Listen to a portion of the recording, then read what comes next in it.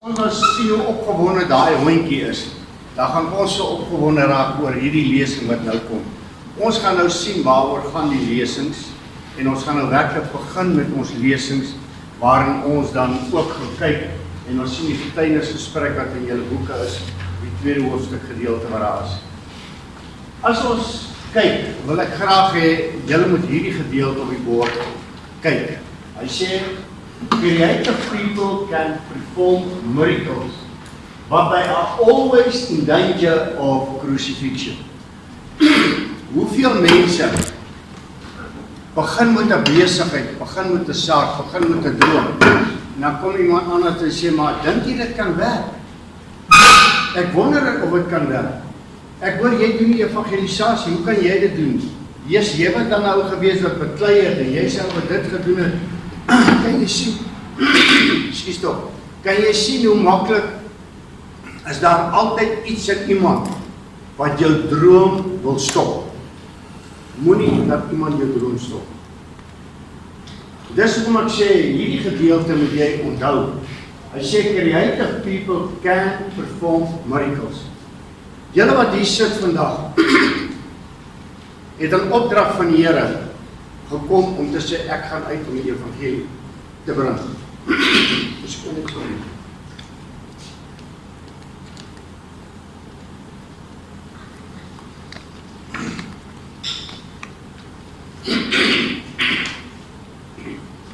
En dit moet ons een ding onthou, dat daar sal altyd iemand wees, gedrewe deur die mag van die duisternis om sekere werke van die Here te stop. Dis sy doel om dit te doen. Dis sy doel om seker te maak dat die evangelie nie verkondig word. Maar dit is een van die dinge wat ons moet onthou. Hy gaan dit nooit reg kry. Hy sê tree met wysheid op teenoor die mens wat nog buite die gemeente is. Mense, hy ken nog nie die Here. 'n Drakkie ken nie die Here. Hy gaan jou baie snaakse antwoorde gee. Hy sê maak die beste gebruik van elke geleentheid. Wat julle sê moet altyd vriendelik wees en van goeie smaak getuig en julle moet weet hoe julle elkeen behoort te antwoord. En dit wat interessant is as ons kyk wat Kolossense 4 vir ons hier sê, vers 5 en 6.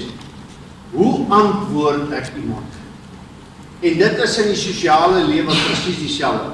Sodra jy iemand antwoord, reageer hy. En op sy antwoord is hy soms kwaad vir jou, en op sy antwoord is hy soms bly. Hoe antwoord ons daardie persoon wat buite die gemeente staan, en mense selfs in die gemeente, wat die Here nog nie ken? En ons sal sien hoe gebeur dit, dat 'n ou vir jare in die kerk sit, en het nog nie die Here aangeneem. En dit is baie interessant as 'n mens kyk, dat gelowiges weet nie hoe nie. Ek is 'n kind van die Here, ek kom elke Sondag kerk, my hart en lewe vir die Here gegee.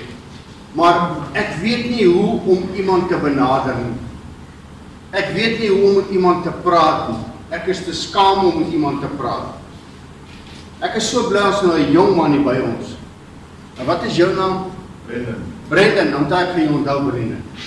Brendan, die eerste keer toe jy nou daai mooi meisie sien, het jy die vrymoedigheid gehad om dadelik na haar toe te gaan en met haar te praat? Ek het nie geweet hoe om haar te benader. Kan jy sien waaroor gaan dit? Dis deel van dinge wat in die lewe gebeur. Ek weet nie hoe nie. Ek is nie seker hoe nie. Maar sodra iemand Brendan help en sê hoe om dit te doen, wil ek jou vertel het Brendan daai vrymoedigheid om na die meisie te stap en vir haar te vra wat is jou naam. So kry ons ook in die EE3 in die evangelisasie daardie vrymoedigheid wat ons leer. Hoe gaan ek iemand benader? Hoe gaan ek met iemand praat? Vrees word veroorsaak deur die onbekende. En baie wat nou vanmôre hier sit, wonder vir myself, hoe gaan hierdie kursus verder? Gaan ek dit dalk maak? Ek wonder of alles gaan reg werk. Want weet jy wat? Dis iets wat heeltemal vreemd is. En dan vra ons ook, joh, sal ek al hierdie huiswerk in my kop kry? Dis dinge wat ons vra. En dan kom ons Die gevolg, ek sê niks, ek benut nie die geleenthede nie. En ek wil vinnig 'n kort getuietjies gee van hierdie gedeelte, wanneer dit kom by van ons mense, as ons kyk na, ek kan nie. Verlede jaar is daar 'n tannie in my klas, sy 70 jaar oud, na die Anna. En sy kom en sy sê vir my, ou seun, weet jy, ek wil hierdie kursus loop, maar ek weet nie of ek dit kan maak nie. En ek sê, tannie, as jy by daai deur ingestap het die Here jou gestuur. So hy sal wysheid gee dat jy opgelei kan word. En so in Desember maand toe bel iemand en ons praat oor, sy sê, ken jy tannie Anna, wat in jou klas was? Ek sê, jong, gee my net so 'n bietjie idee. Sy sê, sy het altyd op die een stoel daar gesit. Ek sê, ja, sy het die hele ouer huis in Hercules vir die Here gewen. 70 jaar oud. Moenie dat die duiwel jou vertel dat jy kan nie. Moenie.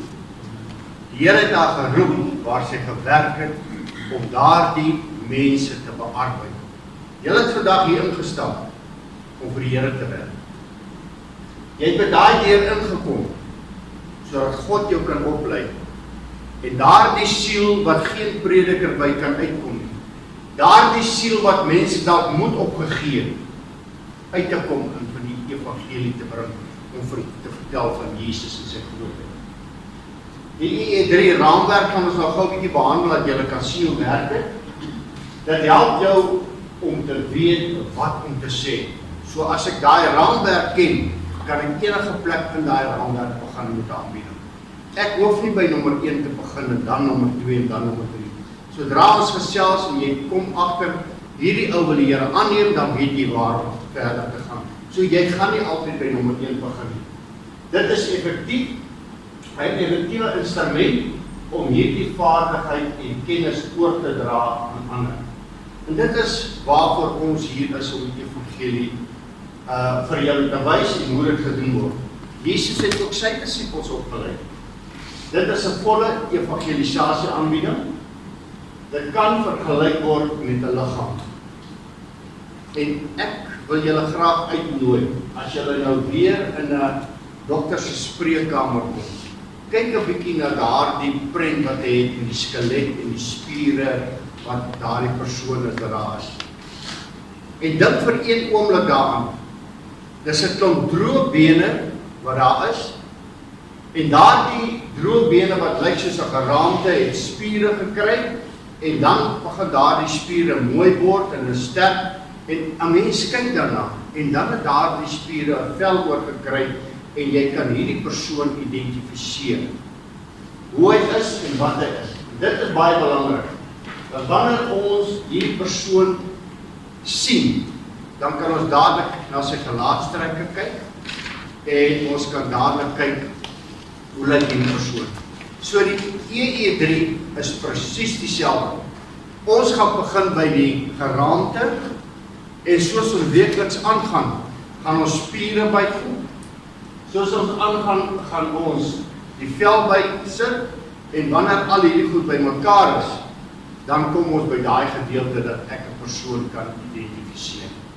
En dit is ons basies tog wat moet gebeur. Jy moet iemand kan identifiseer van daardie raamwerk gedeelte af. Ek gaan ons so 'n oombliekie aanlos dat julle net so, ek sien julle skryf hier daar. En wat baie belangrik is, ons kan nie 'n vel oor 'n geraamte sit en verwag hy moet aangaan in lewe en werk.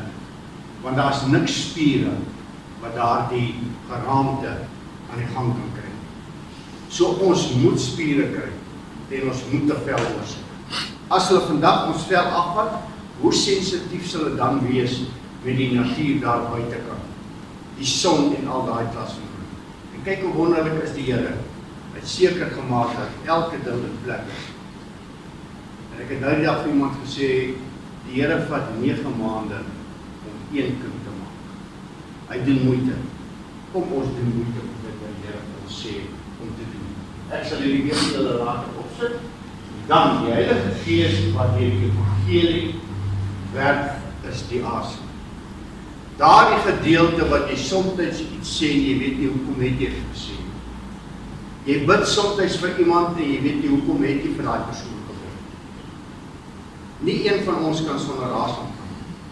En dis presies die evangelie wat die Here vir ons gegee het. As ons kyk, die evangelie aanbieding is nie 'n meganies of kunsmatig. Mense, nie een van julle wat hier sit, kan vir my sê, hy kan nie die evangelie aanbied. Want nie een van julle wat hier sit, kan nie gesels nie. Ek is nogal redelik oplettend. En wanneer ek by 'n plek kom, dan luister ek altyd hoe lekker gesels die mense, dit klink soos 'n klomp bye. En wanneer hy 'n sekere ding moet sê of hy moet opstaan, ewe skielik weet hy nie. En dan kom die antwoord, maar ek kan die evangelie nie aanbied. Maar jy kan dan lekker gesels. Evangelie is lekker gesels. Lekker gesels. Jy gaan lekker gesels onthou. En dan gaan julle gaan sien soos ons aangaan vandag. Daardie lekker gesels gaan ons ore gebruik om te luister wat sê hierdie ou. En op daardie stadium kan jy oorgaan en jy kan met hierdie persoon deel. Dan kom ons by die gedeelte van die persoonlikheid van die getuie sal uit of waar aanbieding bly. Mense, dit is so belangrik. Mens gebruik nie altyd 'n getuie van, weet om Jannie het gebid en Jannie het dit en dit gedoen. Jannie het dit gedoen. Maar wat is jou getuie? Ek was 'n sondaar gewees. En die ou wat vandag sê hy is nie 'n sondaar, hy is 'n leenaar, dit is die Bybel sê. En weet jy wat? Ek wil jou vandag iets vertel. Elke fout wat jy gemaak het in jou lewe, as jy vandag terugkyk, is dit ondervinding wat jy vandag moet gebruik. So jou foute wat jy gemaak het, het jou ondervinding gegee. Moenie laat jou foute wat jy gemaak het, jou in die grond indruk. Want jy kan vir ou sê, weet jy, dis nie goed om te drink nie, dis nie goed om dit te doen nie. Ek was daar gewees. Gebruik jou getuie, jou swakhede as 'n getuie tot eer van die Here. Ek het 'n e-mail gehad, weet jy wat? En kan jy dit glo? Ek word eenmal 'n week kwaad om ek sal sê. Is dit nie 'n vooruitgang in hulp wat die Here gee nie? En as jy 'n week kom kry, niks gebeur. Dan word jy nie eens kwaad en jy so kalm soos wat 'n bom ontplof hier langs jou en dan kyk jy rond. En dit is hoe die Here werk. Ons groei in die Here. Maak seker, die ou wat niks doen nie, sal nooit 'n fout maak. En hy sal nooit ondervinding hê. Hy sal miskien boeke kennis hê, maar nie ondervinding. So moenie laat jou foute jou onderkry. Jou gisterse foute is jou vandag sal ondervind. Dan kom ons bepaalde gedeeltes kan beklemtoon word. Ons sal julle wys hoe en hoekom beklemtoon ek hierdie gedeelte weer. Ek wil seker maak jy moet verstaan wat ek wil verduidelik oor die evangelie. Weet jy hoekom hy sy hart en lewe vir die Here wil gee? Jy gaan die volledige aanbieding in die opleiding leer en sien hoe word dit gedeel in diensopleiding. So ons gaan teenoor mekaar praat. Ons gaan teenoor mekaar sit. Ons gaan teenoor mekaar. En die eerste ding is, as jy 'n fout gemaak het, dan gaan jy aan. Wie van ons wat vandag nie sit, het al 'n fout gemaak en besluit my lewe stop nie dan? Dan sien jy vandag nie gewees. Kan jy sien? Foute moenie jou stop. Foute is nie 'n stopstraat. Foute is nie 'n rooi ring. Foute is 'n groen lig om te sê, gaan aan met jou. Moenie stop. Dan kom ons by die gedeelte van die riglyne wat daar is. Mense maak afsprake is baie belangrik. Jy gaan nie by ou se deur kom vandag nie, want almal het hekke voor en almal het remote controls en jy kan nie inkom. So bel die persoon, hy jou kerk kom besoek, en as jy jou kerk kom besoek het, dan gaan jy tog sy adres en vra, hoe kan ek vir jou kuier? En wat ook al, ons sal nou so deur die boek gaan, as ons julle mag maar blaai, maar ons sal nou 'n bietjie lekker deur gaan. Let op jou kleredrag, maak seker jou asem is vas. Kom ons stop 'n bietjie. En ek is so bly, ons het nou 2 generasies hier. Ons het 'n jong generasie hier en ons het 'n ou generasie. Die ou generasie glo, jy moet netjies 'n das aantrek, 'n lang broek aan hê, jy moet so opgetrek wees, kom ons wees dan eerlik as ons kyk na sekere generasies. En dan kom ons by ons jong generasie. Hulle koop stikkende klere, dan betaal hulle 'n groot prys daarvoor, en dan loop hulle, kan julle dit glo? Mense, dit is 'n generasie. Ons stap in die straat as 'n ouer generasie, en dan sien ons hierdie nuwe generasie. Ek jou met die laaivingertjies is so geoefen, maar hulle kan kyk, ek kan dit nie doen nie, want ek loop binne nou vas. Mense, kom ons respekteer ons generasie. Kom ons respekteer, kom ons wees lief vir ons jong mense. Maar weet jy wat is moeilik? Ek wil nie aanvaar dat hy anders is ek is nie. Ek wil dit nie aanvaar. Jy sal nie vandag so aantrek nie. Onthou, jy gaan met mense werk aan die ander kant. En dan vra ek altyd, wanneer daar afsprake gemaak word, kyk na die ouderdomsgroep. Dat 'n jong man saamgaan of wat ook al, maar kry iemand in daai groep wat as die leier kan optree. Want oom Callie gaan gou vir jou sê, maar luister jou kind, jy kom nie so aangetrek by my huis nie. Want hy het groot geword, sy pa het gesê, jy moet 'n das aansit, jy moet blink skoene hê, jy respekteer die kerk en al dat. Mense, daar's niks fout nie, dis 'n generasie. Ons generasie kom vandag kerk toe met 'n paar lekker tekkies, gemaklik. Maar weet jy wat? Hy kom hoor die woord van die Here. Dieselfde is die ou met die das om die nek.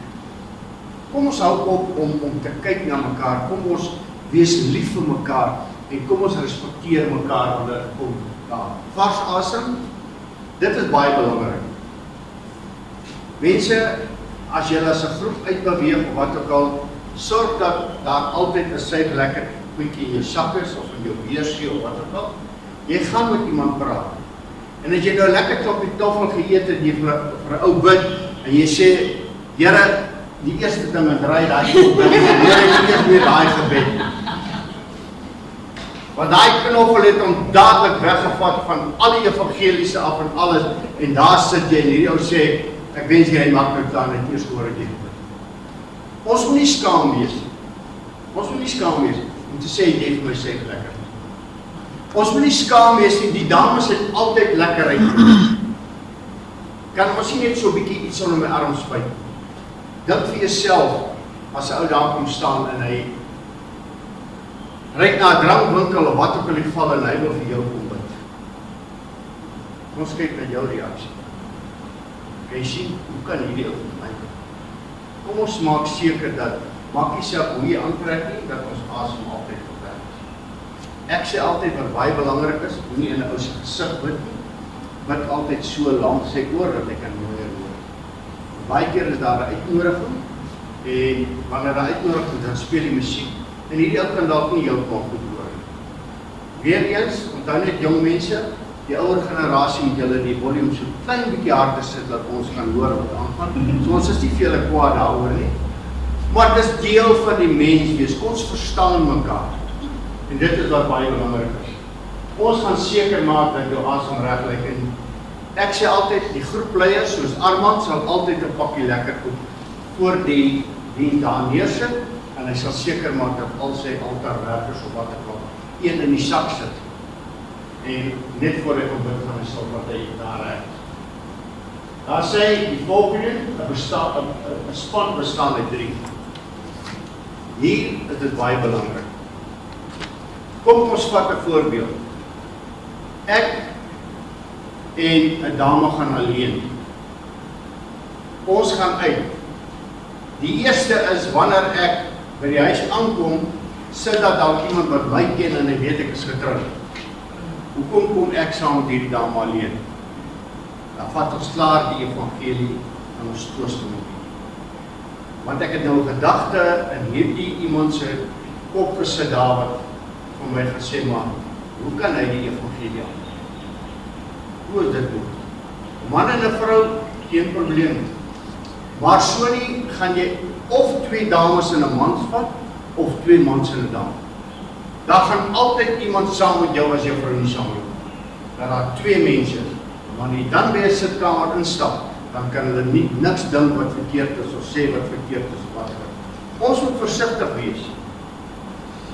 Die duiwel sal altyd probeer om die evangelie omver te bring.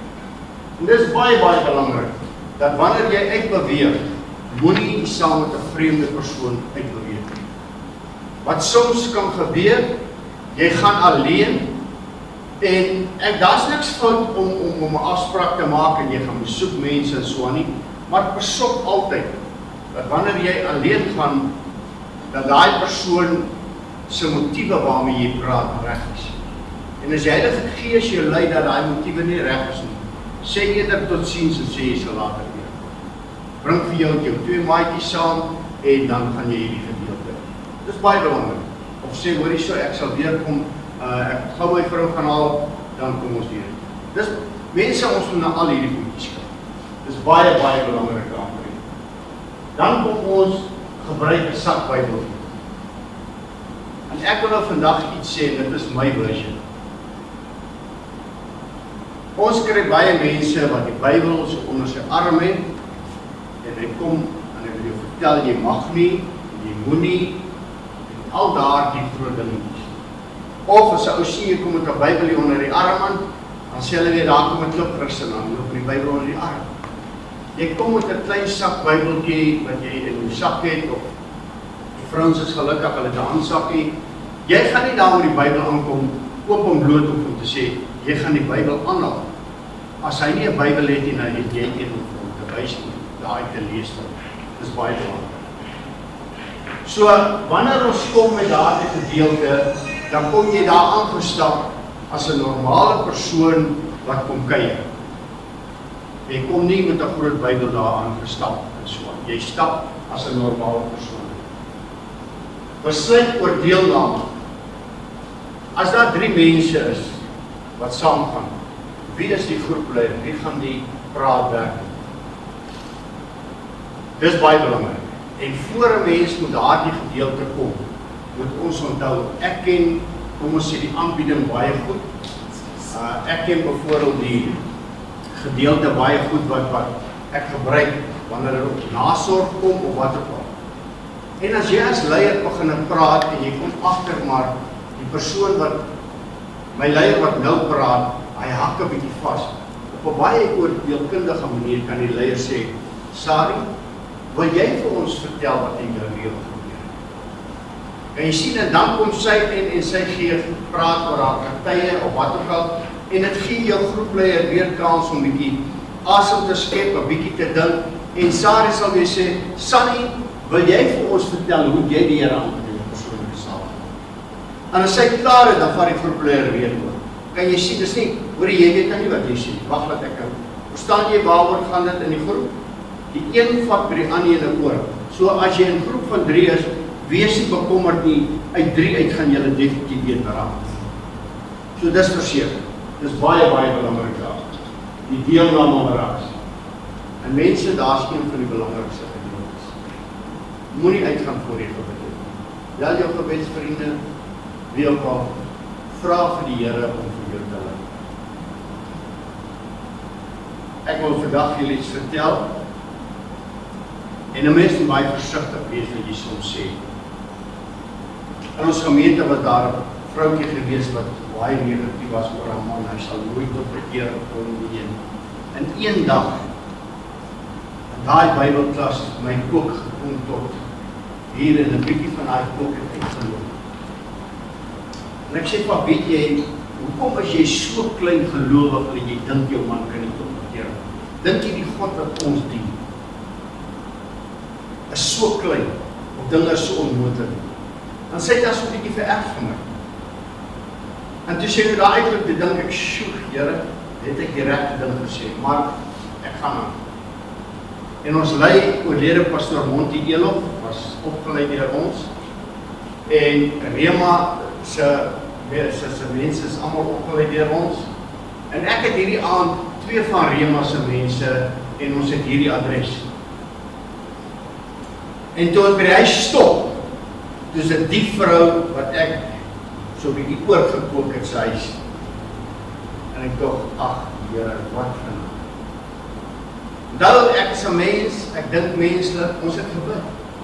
En ek sê, Here, weet jy wat vanaand moet jy help? Daar sit 'n pastoor van die Emmanuel gemeente daar. Gee van pastoor, ons net kom om die evangelie aan te bied. gaan ons hierdie geleentheid, ons sal gaan, ons kom nie mense wegvat. 'n man sit daar so en ons begin die evangelie aanbied. En ek doen weer die verkeerde ding. Ek vra vir sy vrou, wil jy vir ons gaan tee maak? En jy vra nie vir iemand om tee te gaan maak. Want jy drink op die tee en jy weet nie gaan kyk en jy te afspraak gemaak. En weer doen ek die verkeerde ding, volgende EE3 reël. En hierdie pastoor praat en ek begin die evangelie aanbied. En toe kom by die oorgawe, toe lyk dit soos 'n fluoresent ligte aanbied. En daar die man gee sy hart en lewe vir die Here. Onvoorwaardelik. En toe sy vrou terugkom met hierdie skinkbord tee, kry sy haar man op haar knieë met trane en sê, toe moes sy maar staan met die skinkbord wat onder. Mense, dis soos God werk. Moenie bang wees nie, moenie bekommerd wees nie. Moenie oor die ding wat jy dink jy verkeerd gesê vandag, dat dit jou terughou om die evangelie aan. Ek dink as ek daai aand niks sou gesê het nie, het ons 'n siel verloor gekry. Want dadelik het daai gevoel gekom van, ek het nou net hierdie dames om die oorkoop oorgemaak. Moenie dat dit gebeur. En dis belangrik om mense te bid voor jy gaan. Dan kom ons met die gedeelte, mense, moenie in die blombedding sloop. Want daai tannie of oom is baie trots op sy goed. As die paadjie nou bietjie nouer sloop maar agter mekaar kom. En moet nou nie 'n blommetjie gaan pluk en vir die tannie vat uit haar tuin uit. Want dan gaan die oom vir jou definitief vertel wat dink hy van jou en jy sê blomme breek. Want hy tip sy blomme af en jy breek graag. So wees baie versigtig. Moenie in die motor bly sit en praat nie, want baie keer stop jy daar en die mense loer, daar's mense, nou sit jy dan praat en jy kom jy uit nie, en nader aan dan kom jy uit. As jy gestop het, maak die deure toe sluit die motorkar kom. Drink die eet op jou kom. En jy praat ook nie, as jy daar stap, jy's voor jou sit, jy is dan vuil nie, jong. Kan nie sê tuins ook. Hy staan net hier om die paal en hy rook dalk, jy? Wat sy huis? En terwyl hy dit hoor, dink ek soek homself, wie is hierdie ouens? En gaan sit op daai bank. Hy is die eerste ou wat praat. Hy is die eerste ou wat praat. Wat is die probleem met die tuin? Ek het gehoor jy praat iets, as my tuin nou mooi op is, jy jy sien waaroor gaan het. Daar is die aggressie wat hier kan kom. Dan kom ons, moenie dat hart op as jy geklop het.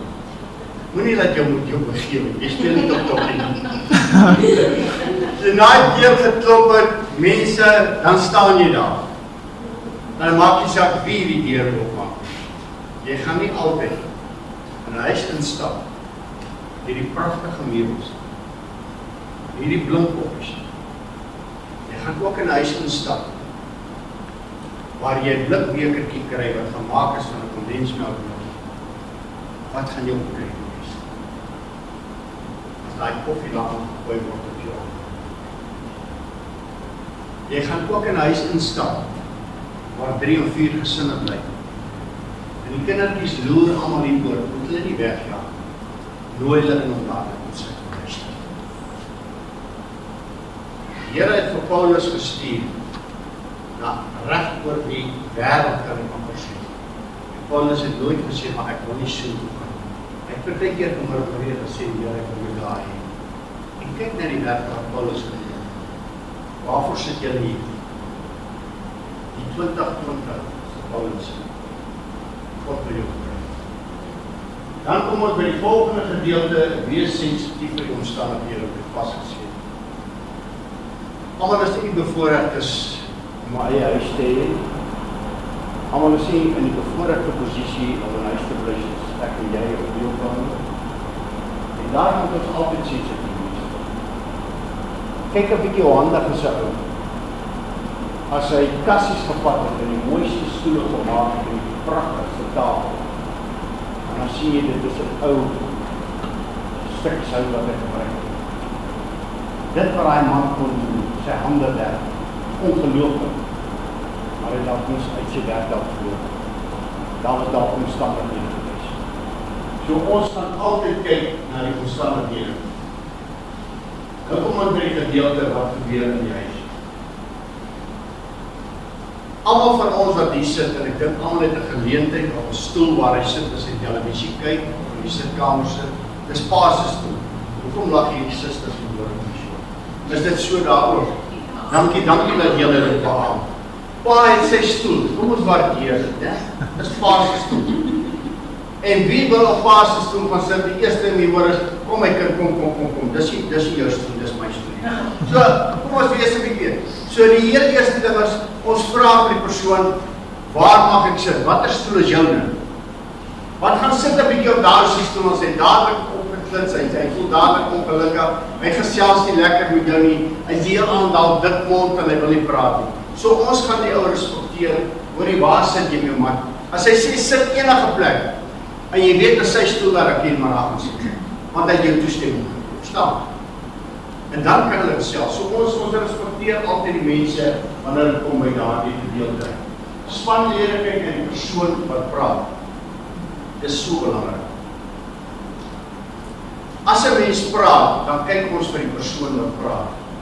Sodra die ander ouens rondkyk en hulle sien wat hang daar aan die mure en al die tasme, dan is die persoon by wie jy kom kyk, dadelik, hey, ek moet hierdie dood. As hy nou dalk een vandaan die evangelie aanbied en ek kom stil op my skildery op genoem. So ek moet bietjie watch vir julle, ek moet seker maak. Hoor jy my vrou, wat jy net van daai dingetjie gou bring jy asseblief en hy sit sy koppietjie hier langs hom weer. Dis nog al 'n mooi silwerkoppie. Hy is nou bang tegen daai silwerkoppie in die sak.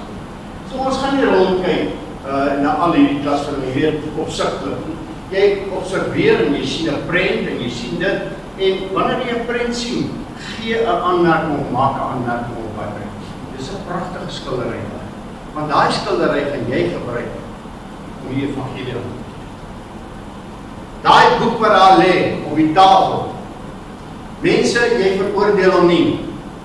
Want daar is mense wat die boeke koop, die dames het nie geld om klere te koop nie, en dan sit hulle binne die boeke. Soos daai boek daar lê, gaan jy nie daai boek vat en jy gaan hom kritiseer. Dis sy lewe, dis sy goed. Jy bring die evangelie. Sodra jy begin kom kritiseer, wat ek jou vertel, nie lang jy gaan met jou vra te doen. Jy kritiseer nie wat hy, as sy drankbottel daar op die tafel staan, ga jy nie vir jouself dadelik sê, maar hier sy seker baie nie. Jy bring die evangelie. Jy kom kyk wat hy doen, hoe hy optree en wat sy reaksies gewees het. Jesus het nooit met veroordeling gestaan. Dis baie belangrik. En dan, almal neem deel in die gesprek, ons het daarom gevra, die leier bepaal die tempo. Dis baie belangrik. Want hy gaan praat en hy gaan jou geleentheid gee. Hy gaan weer oorgaan en hy gaan praat. Ons gaan nie daar, die ou Syrie vanaand daar kom en die 11 uur ons daar sit. Ons gaan die evangelie aan te bied op die uiterste 'n halfuur na 45 minute. Dan staan jy op die Syrie godsdienst. En wanneer jy sê, hoor ek het niks met julle geklip Christen uit te baie, wat ook al nie, dan gaan jy op 'n pragtige manier uitstap sonder om kwaad te doen. En jy gaan nie daar wegloop, bespreek maar. Dis die hier op ons weg. Hy hoor jou. Hy hoor jou. En dis baie belangrik. Ons gaan nie preek nie, ons gaan die evangelie aan. Jy kan gedeeltes uit jou predikers gepreek gebruik, of aanhaal wat hy Sondag gepreek, om in daardie persoon te praat, maar jy gaan nie preek. En jy gaan op die vrou sê, as jy vanaand die hart en lewe vir die Here gee, en jy sterf jy help aan my. Hoor wat ek jou sê. Dit is nou tyd dat julle jong mense, julle nonsens los en julle lewe vir die Here gee, so dat gaan julle almal help. Maak hierdie mense so bang vir die evangelie, en baie kinders wil nie eers met die Here dien, want ons het hulle gedruk, jy moet Sondag by die kerk wees. Jy moet dit nou doen. En weet jy, hoe meer moet jy insit by 'n jong mens, hoe meer stubborn raak hy, soos die Engelsman sê. En hoe meer wil hy nie doen wat pa en ma sê. Want weet jy wat? 'n jong mens het ook 'n eie besluit. Kom ons kyk 'n bietjie hoe besluit ons kinders. Hulle neem dalk 'n baie goeie besluit as jy toelaat. Dis hoekom ons ouers daar is. En dit is hoe ons kan leer om te sê, neem hierdie besluit, kyk wat gebeur, wat gaan jy volgende keer doen. So ons leer ons kind om 'n verkeerde besluit. En wanneer hy dit leer, as jy as ouer daar, om hom te sê, ek het jou ons gesê, nee, jy kan dit nie sê. Jy gaan dit nie sê. Jy gaan met ons sit en hom sê, weet jy wat, hoe voel jy oor jou besluit wat jy het gemaak? Dink jy nie, 'n mens kan dit doen. Tigtig beteken nie staan. Tigtig, die Grieks beteken leer. Hoe leer ek my kind? Die Here sê tigtig, een wat jy lief het. Ons het die woord dadelik gevat en gesê slaan, omdat sy tore kom. Tigtig, as jy gaan kyk in die Grieks beteken eintlik, jy leer persoon. Leer ons kind, kom ons leer. So ons gaan nie druk uitoefen nie. Dan span, sy gesindheid is baie belangrik. Mense, as jy daar sit, gaan hulle vir julle dop. Ek wil vir julle reg sê, hulle vir julle dop. Hulle gaan julle reaksies kyk. Want ek gaan daar sit en ek kan gesels en die sit. Quentin, hy sê nie vandag nie, maar ek kan hom daar gebruik, ek moet nie weet wat ek sê nie. Sit hy dalk op sy dikbond in Johan, en ergens is daar en hulle glimlag. Ek hoor, wat gaan met hierdie aard? Kan jy sien wat gebeur in die sitkamer? Daar het ek ons gesê, moenie ingaan as jy voel jy kan. Sê vir jou goed, weet jy wat, ek voel nie vanavond is. Ek sal nie kan uitgaan. Ek sal redder, dat iemand anders nie probeer. Daar kom sy by. Moenie skaam is om te doen. Moenie skaam is om te sê, weet jy, my gemoed is nie vanavond om uit te gaan. As jylle uitgaan, ek gaan nie bly, ek gaan nie bly. Dis baie belangrik. Gesindheid raad. Dan kom ons by, wat doen jylle na die besoek? Ons kom by die gedeelte waar ons sê, ons evalueer, wat het gebeur? Wat het jy gehoor? Het jy gehoor toe hierdie persoon gepraat het, die hartseer in haar stem? Ek wonder hoe sy so hartseer. Het jy die traan in daardie persoon se oor gesien toe die evangelie aangebied is? Kan jy sien hoe sensitief is hy? Hoe hou ek dop wat gebeur? Mense, jy het vandag aangekom daar om die evangelie aan te bied, maar daai man het vandag behoor het sy dag. En nou wil ek ontdreig en die Here aanneem as persoonlik sal dit werk. Ons gaan die bloedsies. Ons kan nie vir mense allemaal werk hier, maar ons ken dat iemand wat aan die persoon kan. Ons kan het op jou iemand. So ons gaan 'n bietjie praat daaroor, om vir mense te sê, weet jy wat, ek weet van iemand, wat vir hierdie wil werk, wat iets kan doen. Kan jy sien hoe help ons mekaar, hoe praat ons in die span, en dan die verslagkaarte is, jylle vir ons Sandy gaan besoek, en jylle het hierdie persoon besoek, en as jy hart vir die Here gegee of nie gegee nie, en dit is wat jylle aan terug rapporteer, en ons kom nou by die gedeelte van die evangelisasie. Ek dink ons moet net so 5 minute vat, en 'n bietjie water drink, en 'n bietjie regkom om ons terug te doen. 18, bladsy 18. Wat baie belangrik is, hierdie skets wat julle voor julle sien, is die hele evangelisasie aanbieding. En as julle nou sal sien, dan sien julle daar's 'n gedeelte wat opgedeel is in blokkies met 'n hart, oor 2 mense wat daar staan, en dan die enetjie wat die 2 mense staan met 3 sirkeltjies daar. So dit is een afdeling wat ons gaan behandel. Die tweede afdeling sal julle sien daar, is 'n kerkgebou, 'n mens, en dan lyk dit soos 'n stetoskoop. Dis 2 vrae wat jy aan mekaar sit, wat so lyk. Dis die vrae wat ons gaan leer, en dan kry die gedeelte wat staan die evangelie. Daar het ons so Kersgeskenk, 'n geskenkie. Ons het 'n man daarso, ons het weer die 3 sirkeltjies, weer 'n mannetjie met 'n kruis, 'n sleutel, en dit is die evangelie wat aangebied gaan word.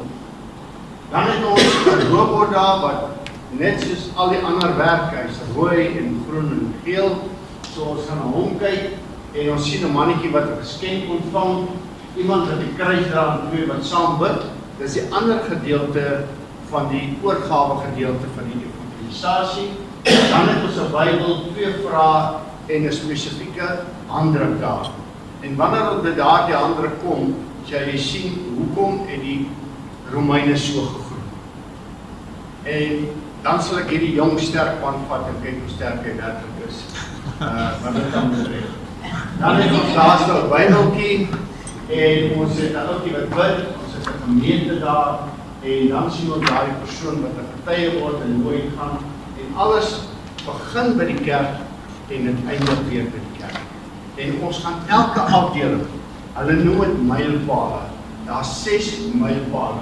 'n Mylpaal vir vriendskap, 'n mylpaal vir toestemming vra, 'n mylpaal vir die evangelie deel, 'n mylpaal vir oorgawe, sekerheid en onmiddellike opvolgwerk. En dan gaan ons begin om te kyk, hoe werk dit? As ons na daardie prentjies kyk, dan sien ons daar 12 uur is die kerk om maklik te onthou. Van 12 tot 2 gaan ons 'n verhouding doen. Dan gaan ons van 2 tot 4 op daardie gedeelte kom, waar ons met hierdie persoon gaan praat oor sy kerk, en dan 4 tot 6 gaan die aanbieding wees, en dan 6 tot 8 gaan die oorgawe wees, en dan van 8 tot 10, met die klein stukkie tussenin, is waar ons die hart en lewe vir die Here gee, en dan ook die opvolgwerk wat daar is. En nou gaan ons begin om te kyk. Mense, heel eerste in die evangelie, moet jy 'n vriendskap hou. En 'n vriendskap bou jy alleenlik deur mooi te luister. So jy kan nie 'n vriendskap bou met enige persoon, as jy nie geluister het. Wat het daardie persoon vir jou gesê en hoe is dit? En dan kom ons by die volgende ene. Ek sê altyd, ek is so bly ek het 'n paar wakworde gekry, want dan kan ek mooi luister. So dis nie gemaak om te trek is om mooi te luister. En daar waar die 2 manne so staan, mense, is daar die empatie. Jy gee om. Jy het gehoor, hierdie persone het dalk 'n kind in die dood of 'n vrou in die dood afgestaan of wat ook al die geval is. Daar die nodige empatie. Wat daar is wat jy toon om daardie persoon te help. En dan die gedeelte waar die 2 mannetjies is waar die Heilige Gees jou gaan help. Wat jy gaan praat en hoe jy gaan praat en dit wat jy die antwoorde gaan gee. En ons noem daar die eerste mylpaal 'n vriendskapsmylpaal of 'n vertrouensmylpaal. Daar waar jy iemand se vertroue wen, deur hom te groet en met hom te praat. Daai gedeeltes is in julle boek mooi uiteenheid gesit, maar as jy dan vir julle net daar lees, die tweede een wat ons het, moet ek toch vir 'n persoon toestemming vra. Mag ek jou vra? Want jy gaan praat van jou kerk. Jy gaan hom vertel van jou kerk, maar jy gaan hom ook vra wat 'n kerk is hy. En nou wil ek sommer net daar van mense waarsku. Jy is in die AGS en jy klap lekker hande en jy loof en prys die Here en jy weet wat is 'n amen en 'n halleluja, dis algemeen. Ek is in die NG Kerk, ek ken nie 'n halleluja nie en ek ken nie 'n amen nie. Hierdie ouens is baie ongeskik om te praat terwyl die gesing word en hulle is baie ongeskik om daar drom aan die kerk is en miskien hande klap. Ek is in die NG Kerk. Dis my tradisie. Dis soos ek groot geword het. En dis soos ek vandag nog in die kerk is. So ek gaan nie sy kerk veroordeel en sê, maar jou kerk is verkeerd. Sodra jy met 'n ou praat en hy sê vir jou in watter kerk hy is, jy vra hom die gemeente wat hy is, wie is sy pastoor, hoekom doen jy dit? Punt nommer 1, as hy weet in watter gemeente hy is en hy ken sy pastoor en hy ken sy dienste, dan weet jy hierdie ou van kerk. As hy twyfel, dan weet jy hy is nie 'n gereelde kerkganger. Kan jy sien deur mooi te luister wat kan jy vasstel by hierdie ou? En dis baie belangrik. En dan kom ons by die gedeelte waar ons om die vraag, mag ek jou 'n vraag vra? Armand, mag ek jou 'n vraag vra? En ek gee my nie toestemming. Ernst, mag ek jou 'n vraag vra? Ja. Ernst gee toestemming. Ernst, het jy al daaraan gedink as jy tot sterwe kom, waar gaan jy heen? Kan jy sien hoe belangrik dit is? As Armand nie geantwoord het nie, dan vra kom ek respekteer hom. En dis baie belangrik, mense. Moenie 'n vraag op 'n man afdwing as hy nie 'n vraag wil antwoord. Moet dit nie doen nie. Armand het gesê nie, hy wil my nie antwoord nie. Maar Aaron sê, goed, ek sê jou antwoord. Sorry, ek was nervus. Ek het gedink aan die betekenis. Ek is bly dit gebeur, maar weet jy wat? Dan kan 'n mens sien hoe maklik gebeur dit. En ek is dankbaar dat dit gebeur. Nie dat dit verkeerd is en ek hou daarvan. Want weet jy wat? Dadelik kom 'n mens agter, maar ek wil nie antwoord nou gee nie, maar ergens wil ek om 'n vraag vra. En tussen die twee van hulle is ek nie kwaad omdat Armand nie my vraag beantwoord of nie wil antwoord. Verstaan? Ek respekteer dit en dis baie belangrik dat wanneer ons dit doen. Daar gaan nog baie sulke gevalle kom, Armand, as ons vorentoe gaan met almal van ons, wat onthou net ons is hier om lekker te lag en te geniet. Dis baie belangrik. Sorry, maar ek het nog gehoor, kan ons gou die betekenisse van al drie prentjies gee, ja? Goed, die eerste prentjie is, jy gaan die persoon vra in watter kerk hy is. Jy gaan vir die persoon vra, wie is sy prediker? Jy gaan die persoon vra, hoe laat begin die dienste? Jy weet, watter aktiwiteit het julle by die kerk? Dat is belangrik. As ek weet, daar is Vrydag aan die jeug, dan kan ek my kinders na die jeug toe stuur. As ek weet, daar is Woensdag bid hier, dan weet ek, ons kan bid hier. Verstaan jy? Het is belangrik dat jy kom vra om watter gemeente. Dan stel jy ook vas, dat as hy hierdie goed ken, is 'n man op die kerk. Dan kom ons by die volgende ene, waar hierdie persoon nie sekerheid het nie, hy het verdeel in twee. So hy is nie heeltemal seker, jy weet, na aanleiding van wat hy my nou gevra het van my kerk, of ek werklik 'n Christen is, of ek nie 'n Christen is, of 'n kind van die Here, of wat ook al die geval is. Dan kom ek by daardie stetoskoop, waar daar is twee vraagtekens, waar ek die ou gaan toets. Dit beteken, ek vra om die vraag, mag ek jou ook 'n vraag vra? En dis belangrik, as hy nie wil hê jy moet hom 'n vraag vra, sal hy sê nee, of hy sal niks sê nie, en dan vra hy die volgende nou dan. En dis baie belangrik. Dit is waaroor dit gaan. Dan kom ons by die gedeelte daar, en ons gaan hulle mooi in eenheid sit, waar ons sien uit 5 prentjies, die een is 'n geskenk. So as jy 'n geskenk ontvang, dan betaal jy nie daarvoor nie, dis verniet, wat ook al. Dis die ewige lewe. En ons gaan nou, as ons hier klaar is, vir jou mooi wys, hoe werk die vingers op hierdie gedeelte. Die tweede ene, kan jy sien die mannetjie staan so, dis 'n mens wat homself nie kan red. So as ek in die see val, kan ek nie my in my hare gryp en op uit die see uittrek. So 'n mens kan homself nie red. Dan kom ons by die derde ene, dit is God, die Almagtige, en die vierde een wat ons het is Jesus Christus, ons bruid, en dan die vyfde een is die kleinste vingertjie, en dit gee vir my die enetjie wat ek geloof gaan illustreer. En ek dink hierdie ene gaan ons net baie beter illustreer as ons deur hierdie gehad het. Dan kan jy hom mooi skryf daar. Dan kom ons by hierdie gedeelte. Ek het nou klaar die evangelie aangebied. En wat gebeur nou as ek die evangelie aangebied het? Het hy verstaan wat ek hom gesê het? Nou moet hy besluit. Hy moet nou besluit, wil ek die Here aanneem as persoonlike saligmaker of wil ek dit nie doen? Of hy twyfel, ek weet, ek is nie seker.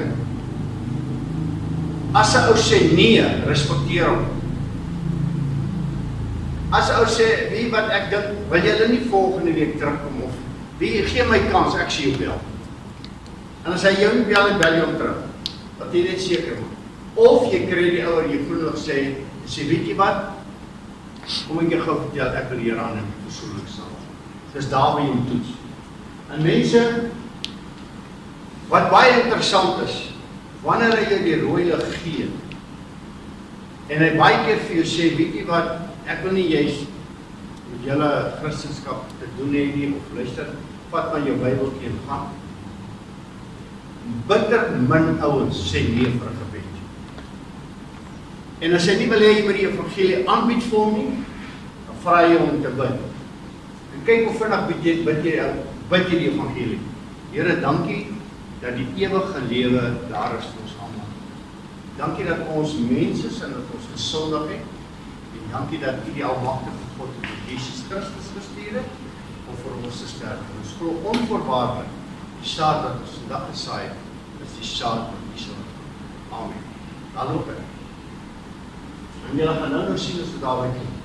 Ek het die hele evangelie in 5 woorde verwendel. So ek het die evangelie aan 'n ou oorgedra wat gesê het ek wil niks meer doen. Dan kom ons by die volgende ene, as hy die Here aanneem as persoonlike saligmaker, en daardie gedeelte wat hy daar kruis, daar doen met Jesus aan as persoonlike saligmaker, en dan waar die 2 mannetjies daar sit vir die 3 sirkeltjies, dis waar jy ons noem die oorgawe gebed, waar hy erken en bely dat hy 'n sondaar is, en hy erken en bely ook dat Jesus Christus sy sondes vergewe het, en dat hy dit weggeneem het sover as die koste van mense. Dit is baie belangrik. So daardie gedeelte wat ons draai, dit is wanneer ek my hart en lewe vir die Here gegee het. Dit is die oorgawe gedeelte. Dan kom ons by die volgende gedeelte, 'n Bybel, 2 vrae sien die ander. Nommer 1, vat jy die Bybel, en daar het jy jou klein Bybeltjie, maar jy begin by hierdie punt. Het jy 'n Bybel my vriend? Sy sê ja, sy bring jou Bybel.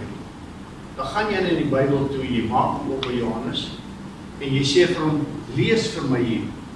En sodra hy lees staan daar, wat jy vir hom gegee het in Johannes 16, dan sê hy daar, almal wat hom aangeneem het, aan hulle behoort die koninkryk van God. En nou kom jy met die vraag, as jy vandag sou sterf, waar gaan jy heen? Kan jy sien wat gebeur nou? Nou antwoord hy die vraag vir jou om te sê, ek gaan hemel toe, want ek het die Here aangeneem as persoonlike saligmaker. Nou kom ek met 'n tweede vraag. As jy vandag voor God sou staan, en die vraag jou, hoekom het ek jou in die hemel toelaat, wat gaan jou antwoord wees? Die antwoord wat ek het, is om te sê, Here, ek het U aangeneem, en omdat ek U aangeneem het, is ek U kind. Kan jy sien die belangrikheid daarvan? Mense vra baie keer van Christen wat jare op die pad is, en dan kan hulle nie hierdie vraag vir jou beantwoord. Want daar is sekerheid beraad as in die mens hart. So die eerste een is respek die vraag, en Armand, ek wil jy moet wag, daar jongman, kom van jy voor. Brendan, ons het nou fris jongman hier so. As ons nou 'n lekker handdruk vat, ne, trek jou hand uit. Trek hom. Iemand moet trek. Sien hoe maklik gaan dit. Nou daag ek jy om te trek. En jy sien daarso, die Here sal my nooit begewe en nooit verlaat nie. Hulle noem dit die Romeinse handdruk. En 'n Romeinse handdruk beteken, jy kan maak wat jy wil. Ja, ek kan so sterk wees as hy sal jou nie uitkry. Dankie Brent. Nee, ek gaan ook jou ou ons aanseer maak.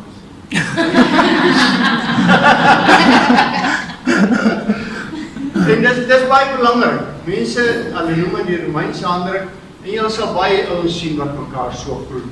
Feit dat ons so groet is dat, weet jy wat, ek beloof ek sien nooit begewe, ek sien nooit verlaat.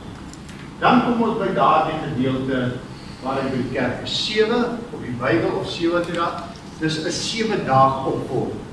So vandat ek met hierdie persoon gedeel het, kom ons sê ek het maandag met hom gedeel.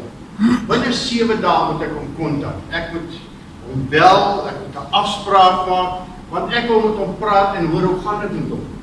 Hierdie ou per ongeluk weer, donderdag uitgerook en donderdag rook hy nou weer. Ek gaan hom nie oordeel, ek gaan hom help. Hy het weer 'n fout gemaak en kwaad geword of wat ook al, ek gaan hom help, verstaan? Dit is soos 'n babietjie wat ek melk gee. Ek gaan daai persoon binne 7 dae opvolg. Ek gaan saam met daai persoon bid, dat die Here hom werklik sal bewaar en sal behoed en deurgaan. Ek sal seker maak dat ek hom uitnooi na my gemeente toe. Mense, hier gaan dit nie net oor jou gemeente nie. Kry daai ou in 'n kerk. Hy hou dalk nie van hierdie gemeente nie, maar hy hou van 'n ander gemeente. En bel jou vriend wat jy ken by daardie gemeente en sê, hoorie, daar is oom Kosie is op pad so toe, hy lyk so en so. Ek het met hom gereël, jy gaan hom daar voor die kerk se deur kry. Ontmoet hom Koos daar. Dit gaan oor die evangelie. En as hom Kosie daar kom en sê, nee, wag, ek dink ek wil terugkom na hierdie. Laat hom wees waar hy gelukkig is. Dis belangrik. Dan kom ons by die tweede waar die twee mannetjies staan, en daardie gedeelte is wanneer jy begin om vir iemand anders te vertel, ek het my hart te leeuw vir die Here. En kyk jy dan, sodra hy begin getuig, vertel hy vir 2, 3, 4 mense, kan jy sien, hoeveel mense in die getuigenis wat hy daar gegee het, kan hy vandag saam met hom nooit kerk doen. Hoeveel mense gaan hy uitnooi saam bid hier toe? Of jong mense, hulle vriendinne en vriende uitnooi na ons jeug toe. Kan jy sien, hoe kom hierdie explosion of hierdie groei wat daar in die gemeente is? Deur die feit dat die evangelie is wat ons aangebied het. En daar is die hele evangelie. So ons gaan begin by nommer 1, ons gaan praat oor daardie vertrouensgeval. Hoe wen ek iemand se vertroue? Ons gaan praat oor die kerk, sy kerk, jou kerk, en ek gaan 2 vrae vra. As jy tot sterwe kom, waar gaan jy heen? En as jy voor God staan, en jy vra jy, hoe moet ek jou in die hemel toelaat wat jy maak? Dan gaan ons die persoon die evangelie aanbied, wat daar is. And frankly, everywhere you go, you have the gospel with you, because we generally take our hands with us as we go here and there and to and fro. But you have the gospel right in the palm of your hand. It's really very simple. What this reminds us of, this simple part of the gospel, is that heaven, pointing straight up, heaven is a free gift. And so right there in the palm of your hand, there's one little reminder as you're speaking to somebody that heaven is a free gift. Well, your second finger is something that you use when you're pointing at somebody and you're trying to say, hey, buddy, you've got a problem. And so we know from this second finger that man is a sinner. Now, my mom always said, don't point at people like that, because there's always 3 more fingers that are pointing back at you. And that's the truth. The truth is we're all sinners. And so our first finger is that heaven's a free gift. Our second finger reminds us that man's a sinner. The third finger, and that's our greatest finger, it's the biggest finger that you have on our hand, well, that reminds us of the greatest being in all of the universe, and we know that to be God. So our third finger would remind us of God. And then the fourth finger, this is the finger that many people can wear jewelry on. I can't wear jewelry, but many people do. And you'd put on a ring, and that ring would say that you're married. Well, we know from the scriptures there's this beautiful image of Jesus being the groom and the church being the bride. And so this fourth finger will remind us of Jesus. So it's very easy for us to remember. And then finally, your fifth finger, that's the smallest finger on your hand. That's going to remind us of that parable in Scripture of that little seed, the mustard seed, the smallest thing.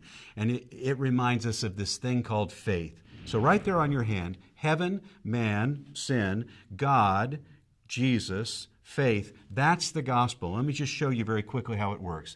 The Bible says that heaven's a free gift, and it has to be a gift. We cannot earn it because man's a sinner. We have all fallen short of the standard that God has for us. The Bible then tells us about God, that He loves us very much. But that same Bible that tells us of His love also tells us of His justice. He cannot stand sin. And He solved that problem in the person of Jesus Christ. Now, what did Jesus do? He came and He died on a cross to pay the penalty for our sins and to purchase a place in heaven for us. And how do you receive that gift? Well, you receive it by faith. And faith is simply putting your trust wholly and only in Jesus Christ, and then you have eternal life. So right there in your hand is the gospel. You carry it with you everywhere you go. And this is actually something that has been around in the ministry for a lot of years, but it's been a tool, an aid for someone to be able to remember the gospel. Hierdie is nou, as jy kyk, die vertrouensverband, dis 1/3, maar dis dit waar ons begin. Dis waar ons begin. Hoe gaan ek iemand se vertroue wen, as dit kom by daardie vertroue? Weereens is dit gefundeer in Petrus 3 vers 15. Wees altyd gereed om 'n antwoord te gee aan elkeen wat aan julle 'n verduideliking eis oor die hoop wat in julle lewe is. Ek wens so ek kan wees soos Pietie. Ek wens so ek kan dit doen. En ek wens so, jy weet, ek kan ook 'n besigheid hê. En ek wens al hierdie dinge. Wens gaan niks maak nie. Dis waarmee jy sê, Armand, 'n mens moet nie met 'n verkoopstegniek na toe kom. Jy die verhouding met hom hê. Die rede hoekom jy nie met 'n ou wil gesels nie, is omrede daar iets tussen julle twee is en daar is nie vergifnis nie. Daardie oneenigheid is dit wat 'n vriendskap weerhou of die blokkade van 'n vriendskap. So dis baie belangrik dat die verhouding wat ons met mense het, en onthou ons maak ook foute. Maar is ek bereid om te sê, Sunny het so gepraat, of Koos het so gepraat, of Johan het met my so gepraat, en nou bly ek kwaad vir Johan, of ek neem die vrymoedigheid om te sê, Johan, weet jy wat, ek het jou dalk verkeerd verstaan, ek is jammer. Kan jy sien waaroor gaan dit? Dit gaan oor 'n verhouding. En in 'n verhouding moet jy bou en bou en bou, en hy hou nooit op. Nooit. Kyk na enige jong paartjie wat daar is. Hou jou kinders dop wanneer hulle 'n boyfriend of 'n girlfriend of wat ek. Hou hulle, ek wil 'n bietjie hulle taal inbring, die moods in. Kyk 'n bietjie na hulle moods, né? Dan sien jy die blydskap wat daar is die volgende keer, dan sien nou kwaad en dan moet praat maar dan wil hulle nie eens maar praat. Hulle wil nie van maar sê, maar weet maar wat, my boyfriend was ook geskik. Daar sê, kan jy sien waaroor gaan dit? Dit gaan oor 'n verhouding. Kan ek teruggaan in 'n verhouding om te sê ek is jammer? Kan ek teruggaan en daardie verhouding bou of 'n verhouding bou wat nie is? En dan sê ek effektiewe getuienis in plaas binne 'n verhouding van vriendskap en vertroue. Ek gaan nie vir jou vertel wat met my gebeur het en al daardie klasse dinge as ek ou nie vertrou. Maar wanneer ek met 'n ou sit en gesels, wil ek 'n getuie bring. En ek sê baie keer, ek bring die getuie baie keer, omdat dit in my eie lewe was en ek praat met jong manne daaroor. Daar was ook 'n tyd dat almal van ons jong was, soos Brendan. Jy weet, en almal is sterk jong manne. En weet jy wat? Jy wil jou altyd bewys en dan sien ons nou altyd so mooi agter die eisters in, jy weet, is dit nie so in die Brendan? Mooi agter die eisters en jy plaas jou in 'n posisie en dat as iets gebeur, dan weet jy wat om te doen. Want dit is 'n jong man en dit is daardie gevoel wat jy het en die bewys wat jy moet lewer aan jou meisie ook, jy weet, ek weet hoe om hierdie dinge te doen. En ek is eerlik in my lewe en ek het vir Here gesê, Here, weet jy wat?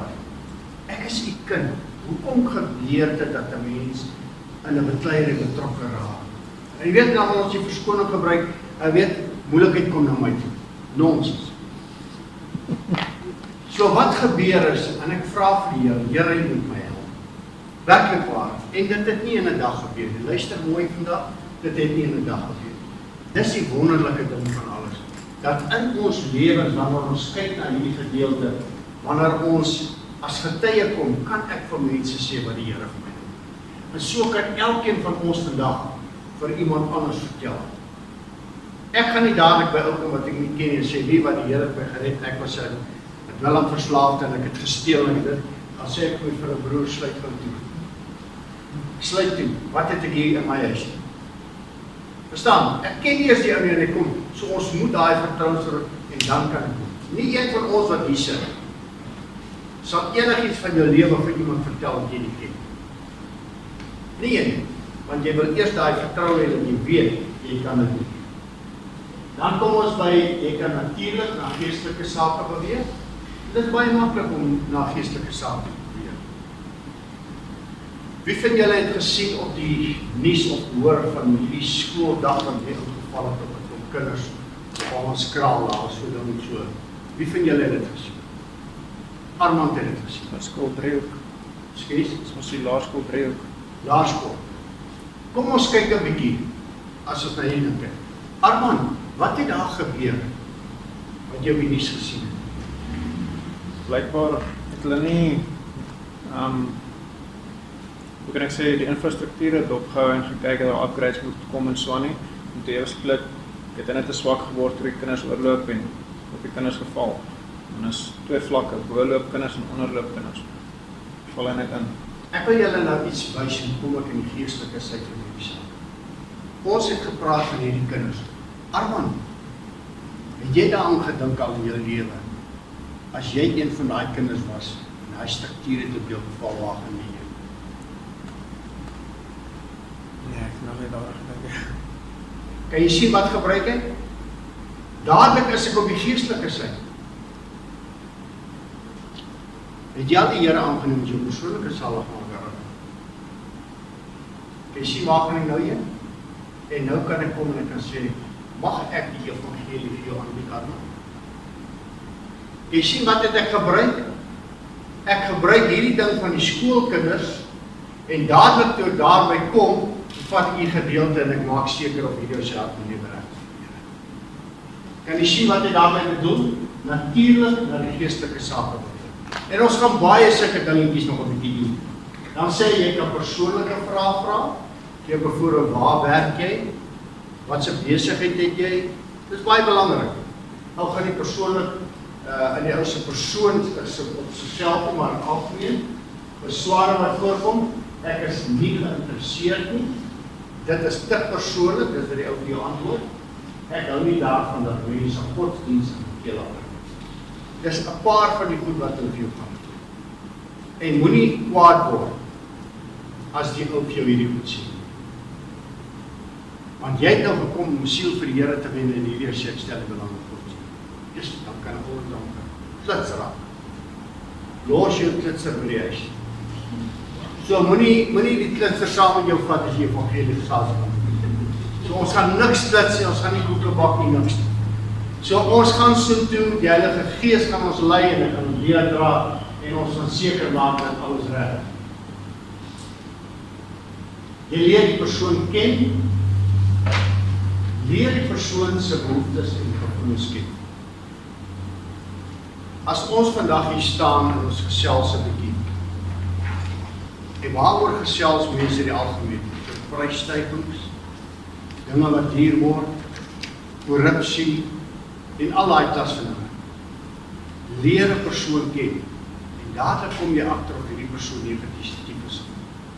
Want hy kan nie ophou praat van al die korrupsie nie. Hy kan nie ophou praat van al die prysstygings nie. Hy kan nie ophou praat van al die negatiewe dinge. So leer hom ken. So dadelik weet jy wanneer hy negatief is, hoe jy hom benader met jou positiwiteit. Het jy al daaraan gedink as 'n mens reg beplan, kan ons nog al heel wat finansies spaar. Hoe kan 'n mens finansies spaar? Kom ons stig 'n groep.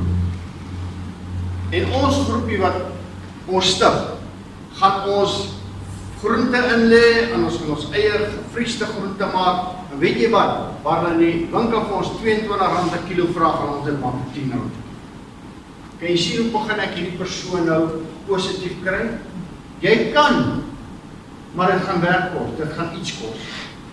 Hoekom moet ek altyd negatief wees? Ek gaan nooit in my lewe 'n werk kry nie. Werkloosheid is 'n ding wat vandag in die orde van die dag is.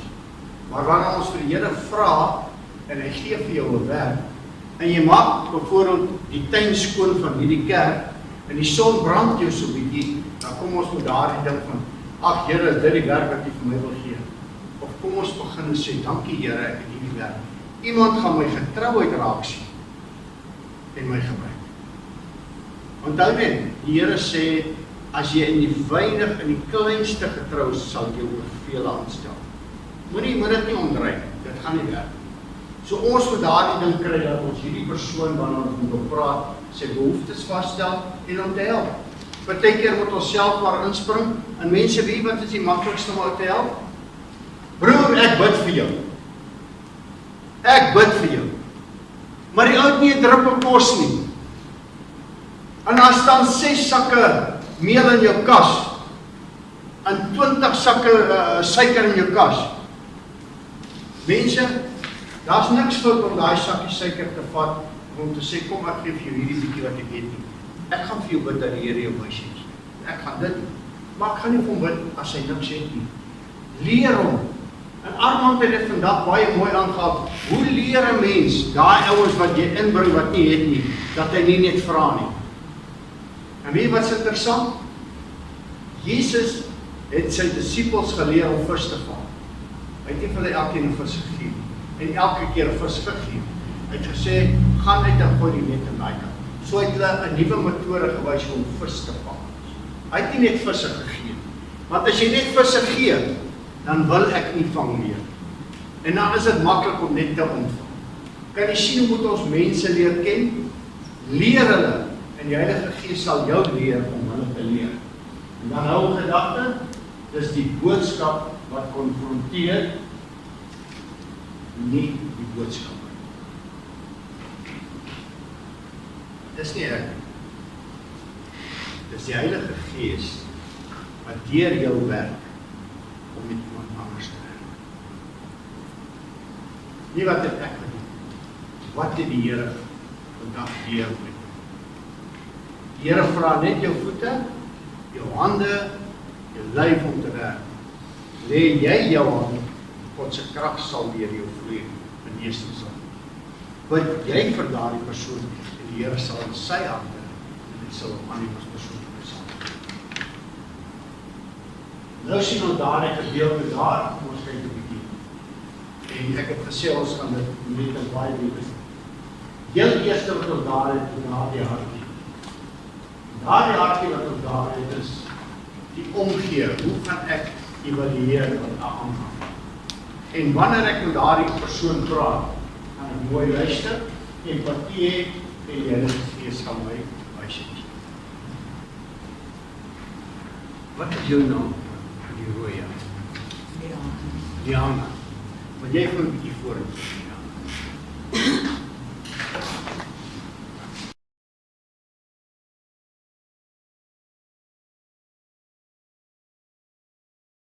Wat het ons twee gedoen? Ons het 'n gesprek gehad. Kom ek julle gou iets vertel. Ek weet, Diana het 2 kinders. Wat ek het geluister. Ek weet, sy's 'n administratiewe klerk. Kan jy sien wat het ek gedoen deur te luister? Jongman speel rugby, self met 'n jongman. Sy voet is in gipse. Dadelik stel ek vas dat hierdie man hartseer is, want hy kan nie Noord-Transvaal onder 18 speel. Wat maak ek nou? Nou bemoedig ek daai jongman. Ek bemoedig hom, ek tel hom. Ek praat met iemand en ek hoor daar iemand het iemand in die dood afgestaan. Dadelik het ek empatie en ek kan met hom praat en ek kan hom help en sê, wie wat, ek ken 'n goeie persoon wat jou kan help. Dat dit wat julle doen, dat dit vir julle mooi lyk. En weet jy wat, ons aanvaar julle omdat julle mooi is. Dis baie belangrik. Die mooi wat uit jou uitkom, is dit wat ons komplimenteer. Dis baie belangrik. Dan kom hy verder, hy sê, gebruik die persoon se naam, dis baie belangrik. En ek moet daar ook nog 'n bietjie 'n paar name leer.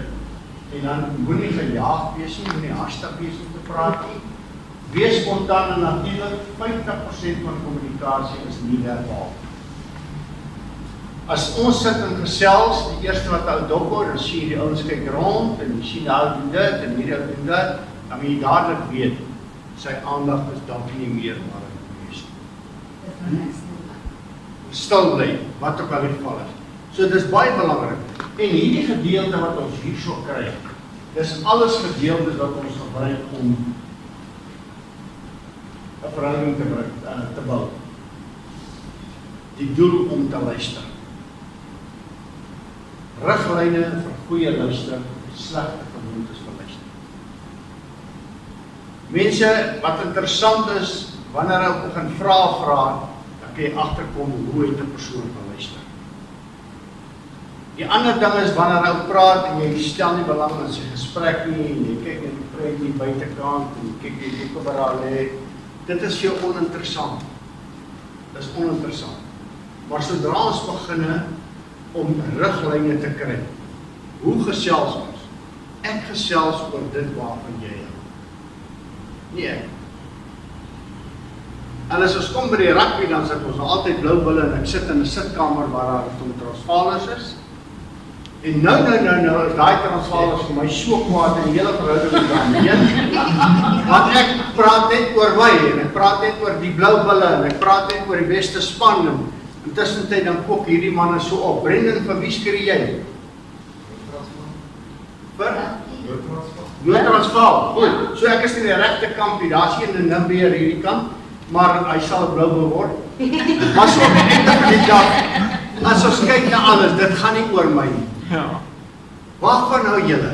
Praat bietjie, laat hy vir ons vertel, van Namibië. Hy ken Namibië, hy gaan met daardie entoesiasme vir ons vertel van hoe mooi dit is en hoe ondersteun is die span en wat ook al. En weet jy hoe lekker is die gesprek dan? Dan weet ons, hierdie ou praat en dan luister jy. Dan kom jy baie van hom agter. Maar as jy praat, dan luister hy en wat help dat hy luister? Jy wil luister. Jy wil daardie empatie doen. Jy's die een wat wil sien waar die tekortkoming is. En die Heilige Gees moet jou help dat jy hierdie dinge kan doen. Dan slegte gewoontes van luister is wanneer 'n mens baie keer gesels en jy vra 'n persoon en sê, "O, wat het jy nou net gesê? Ek is nie seker nie." Dan kom jy agter maar hierdie ook eers gaan luister nie. Ek sê gedag tot dit ver op 'n ander plek. Of terwyl jy praat, dan begin 'n ander ou praat en hy het nie sy sin klaar gemaak nie. Dit beteken ek kan ook nie mooi luister nie. Iemand kom in en hy breek daardie gesprek wat daar is. So dis deel van jou luistervermoë wat geïmiteer word.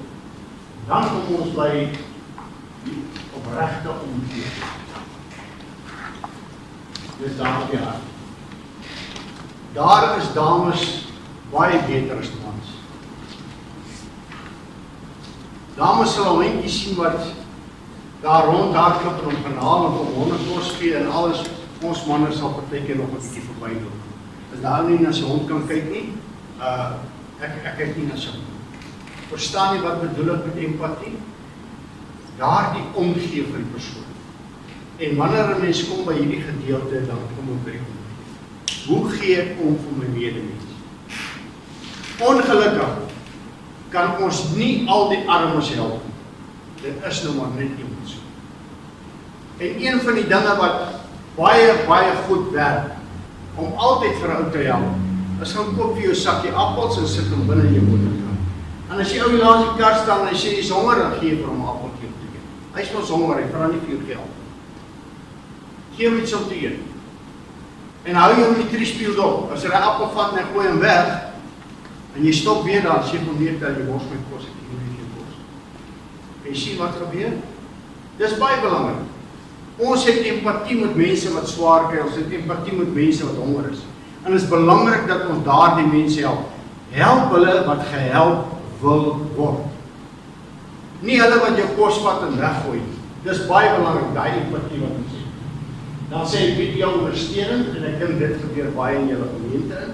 Wanneer julle ondersteuning aanbied vir mense wat nie kos het. Omgee is 'n gesindheid wat nie ontwikkel kan word.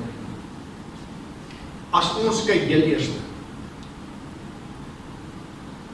na 'n omgeegroep, ek het nou jou naam vergeet, kan ek jou gryskop noem op hierdie stadium. Ja, nee, gooi mos. Wat doen jy in jou lewe wanneer dit kom by omgee?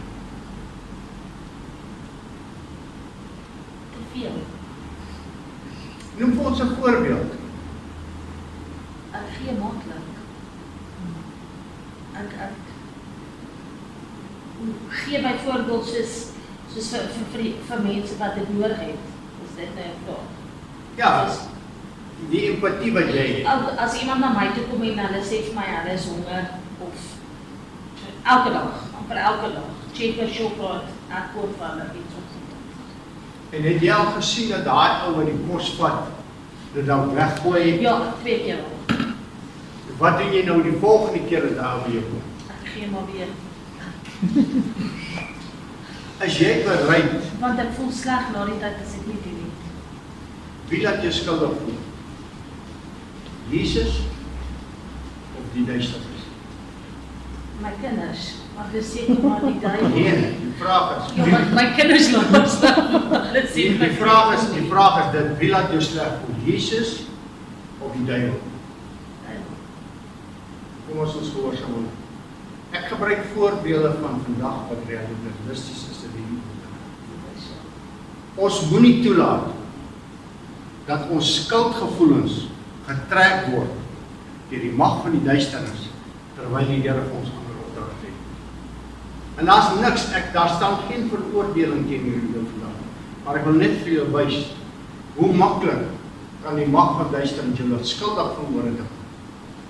En omdat dames baie meer sensitief is as ons, gee hulle makliker toe.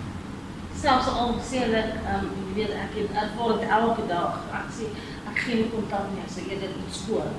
Dan kry jy van daar wat jy baie sleg sê, maar hy sal nie besluit tot wat hy wil koop. Maar dan Kan jy sien? En daarom sê ek op my beurt, kom ons noem dit 'n bietjie taaf, laf, ja. of harde liefde, hoe wil jy dit doen? Ek is lief vir jou, ek gee om vir jou. Maar weet jy wat, ek gaan nie toelaat jy my geld so mos nie. Daar is iemand wat daai kos werklik nodig het. So moenie weer vir my kom vra. Maar wanneer hy oor 'n maand by jou kom en hy vra weer vir jou kos, dan is hy sekerlik werklik honger en hy besef hy gaan nie meer 'n kans vir jou kan vat nie. En die duisternis gaan nie weer vir jou kom vertel om jou geld aan te gee. Ek wil jou vandag sê, en dis nie ek nie, dis die Bybel.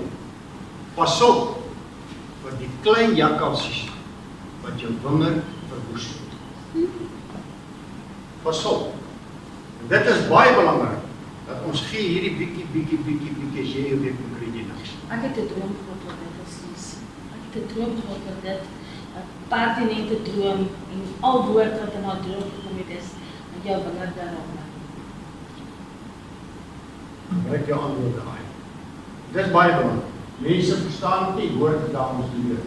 Hoe lang neem dit? Om 'n vertrouensverband.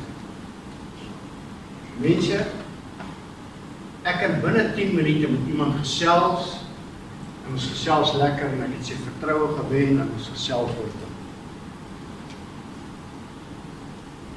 Daar is 'n oomie gewees in die gemeente waar ek is, wat reguit gesê, geen prediker in my huis nie. Praat van 'n paar jaar terug. En hy was nie skaam om vir 'n prediker te sê, sien jy daai voordeel wat jy gaan. Glad nie skaam gewees nie. Pragtige vrou wat die Here onvoorwaardelik gedien het. En 'n jong pastoor kom in ons gemeente, en die dag toe hy daar kom, en hy van dit sê, toe sê die jong pastoor van pastoor, oom, weet maar wat, ek het net kom kyk, wie is die gemeente, ek is 'n splitternuwe ou, ek weet nie wie is jy nie, ek is net hier om te kom hallo sê, en al daai goed. En hierdie ou kyk ons so, en hy sê vir hom, jag jy? Hy sê, nee oom, ek jag nie, maar weet jy wat, ek sal like om te kan gaan jag, ek weet niks nie. Hy sê, oor 'n maand gaan ons jag, hy saam, hy sê, ek gaan saam. En toe hy daar op die jagveld kom, toe kom hy tussen harde manne met. Manne wat ysterwater drink, nie skoon water. Manne wat hard is, verstaan. Manne wat die horlosie self draai, en sulke klas van dinge. En hulle vat 'n stuk rou lewer, dis blykbaar 'n ding wat in is, en hulle sny 'n stuk rou lewer, en sê vir hom, jy moet dit eet, want as jy op 'n jagveld is, die eerste keer daar moet jy 'n stuk rou lewer eet van die bok wat jy geskiet het. En hierdie jong pastoor doen dit. Maar hy kuier nie saam met hulle nie, hy drink skoon water. Hy gesels die dinge wat die Heilige Gees hom leer in die Bybel. En hy sê vir hierdie oomie toe ons hulle terug, hy sê, oom, dit was baie lekker, maar daar's net een ding wat ek jou wil vra. Gaan ek ook 'n stukkie biltong kry? En die oomie sê, ek sal vir jou biltong gee. En 'n week daarna toe bel hy die jong man en gaan sit daar. Sit so beskyn voor hom en hy sê vir hom, jong man, jy het my nooit veroordeel toe daar was oor my drinkery, oor my vloekery, oor alles. Ek kan nie verstaan dat alle predikers so veroordelend is. Wat is die verskil tussen jou en hulle? En die jongman sê vir hom, daar's niks verskil nie. Hy sê, ek doen net die Heilige Gees met hulle. Hy sê, wat 'n gemeente is jy? Hy sê, nee, daai gemeente, hy sê, die tannie is ook daar, hoor. Daai oomie het sy hart en lewe vir die Here gegee. Vir 'n jong man wat bereid was om te doen wat die Here van hom gesê het om te doen. En wat nie in 15 minute 'n verhouding kon bou nie, maar wat 'n paar maande moes gevat het voor hy daai verhouding het. Hy het sy hart en lewe vir die Here gegee en saam met hy sy vrou die Here gedien tot hy die dag dood is na gebied. Mense, kan julle sien wat is 'n verhouding? 'n Verhouding is nie net so maklik. 'n Verhouding is iets wat jou geduld gaan vra. Iets wat jou lankmoedigheid gaan vra. Nie, Here, wanneer gaan dit gebeur? En dankie, Here, dat ek kan bid vir daai persoon. Dankie dat ek weet, U sal 'n gebed beantwoord, U beloof dit. Wanneer hy negatief is, dan vat jy God se woord. Wanneer hy verkeerd optree, vat jy God se woord. God se woord oorwin. Niks anders oorwin. Niks. Luister, as jy vandag iets wil oorwin, moet 'n verhouding wat jy bou, vat God se woord en praat God se woord met hom. En dit vat tyd. Dit kan vinnig wees of dit kan 'n lang tyd vat. Dan kom ons daar, die afhanklikheid van die Heilige Gees. Mense, ek kan dit nie 100% doen. Die vrug van die Heilige Gees vorm die basis van die verhouding, die gespreksgenoot, die resultate van die getuie is God se werk, getuie is 'n brief, rigting gesprek. Dis jy die persoon die Heilige Gees. En ek wil met hierdie woorde kom, en ek dink ons sal by hierdie lesing saam gaan. By hierdie woorde kom, wat ek altyd sê, kom ons probeer hierdie woorde onthou, wat Jesus gesê het. Toe hom gekonfronteer het, toe sê hy, ek spreek net, wat my Vader wil hê ek moet spreek. En ek doen net, wat my Vader wil hê ek moet doen. Baie mense het vir Jesus kwaad geword, omdat hy dit gedoen het. Mamas, wat vandag hier sit, ek wil 'n eerlike reaksie van julle hê. 'n Eerlike reaksie. Wat gaan jy doen as jy vir jou kind 'n opdrag gee? Die wyn het opgeraak, my seun. En hy kyk sy moeder vierkantig in die oë en hy sê vir haar, dis nog nie my tyd. Kom. Wat gaan jou reaksie wees as jou kind dit jou sê, mevrou? Wat gaan jou reaksie wees? Praat 'n bietjie hard dat die jong mense hoor. Kom aan, ons het Armand, kom. Maar Jesus het uiteindelik erger gesê. Hy het mos gesê, wat het dit met my te doen, vrou? Ja, verstaan jy? Wat het dit met my te doen, verstaan jy? Dan nie, ek soek antwoord. Hoe sê dit nie nou reageer? Ek sê vir my sê as jy dood so. Miskien sou hy dit al gekry het, ja. Mense, kom, weet jy wat, dit is altyd lekker om te weet. Dit is wat 'n kind vir 'n ma gesê het. Het julle nou gehoor, julle jong mense, wat sê die ouer geslag van julle? Ons het hulle vandag, nee. Nou, ons het hulle bietjie gekry. Kom ons wees nou eerlik. En hy sê dit vir haar. Maar luister wat sê sy. Doen net wat hy vir julle sê. Doen net wat die Heilige Gees vir jou sê om te doen. Kom ons kyk 'n bietjie, ons toets ons aan die woord. En as ons aan die woord getoets het, sal ons die regte antwoord kry. Dan kom geduld en lankmoedigheid na vore. Dan begin ons jong mense verstaan. En moenie dink ek het nooit vir my kinders kwaad geword nie. Ek het ook vir hulle kwaad geword, maar 'n mens leer in die lewe. Dis wat dit wonderlik maak. Wanneer ons kom by daardie 3 rigting gesprek, wat vir ons duidelik sê, dis die getuie, die gespreksgenoot en die Heilige Gees. En dan, wanneer 'n verhouding van vriendskap en vertroue bestaan, kan jy na die geestelike sake beweeg deur oor kerk te gesels. Volgende week, maar die week daarop, gaan ons 2 lesings ook weer vat. Dan gaan ons oor dit praat. Dan gaan ons praat oor daardie gedeelte. Ek het hierdie jou se vertroue gewen en kom ons kyk, ons gaan nou gesels. En as jy nou hier is, jong man, gaan ek jou as 'n voorbeeld gebruik vir wie van daai 3 is jou meisie? Jy. Maar ek gaan hierdie keer as suster om saam met jou te praat. Dan gaan ons 'n bietjie 'n reaksie doen. En ek wil 'n eerlike reaksie hê. Verstaan jy? Want weet jy wat, ons is hier om te leer. Ons is hier om swakhede te vat en dit sterk te maak. Ons is hier om verhoudings te bou, nie net met 'n man en 'n meisie of 'n man en 'n vrou wat ook al. Ons is hier om 'n verhouding te bou met die ou daar buite. met wie ek moet gaan praat, aan wie ek die evangelie moet bring. Hoe gaan ek dit doen? Dis wat baie belangrik is, wanneer ons by daardie gedeelte kom, waar ons die Heilige Gees onvoorwaardelik gaan vertrou, om ons te help.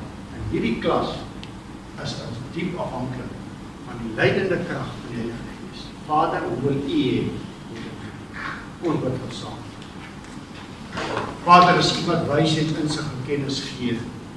U is die lewende God wat hier is om ons te leer, en daarom wil ons soos Petrus uitroep, Here, leer ons nie net om te bid nie, maar leer ons om die evangelie uit te dra, o God en o Vader. Ons wil doen wat U wil hê ons wil doen. Ons wil uitgaan in die wêreld daar buitekant, my God. Ons wil die woord vir hulle bring. Ons besef die wêreld het donker geword, maar ons is die lig, Here. Die lig wat skyn in 'n donker wêreld. En ons gee aan U die eer, die lof en aanbidding, dat ons wysheid van U sal ontvang, dat ons insig en kennis van U sal kry, en dat die Gees van God ons sal lei in Jesus naam. Amen. Amen.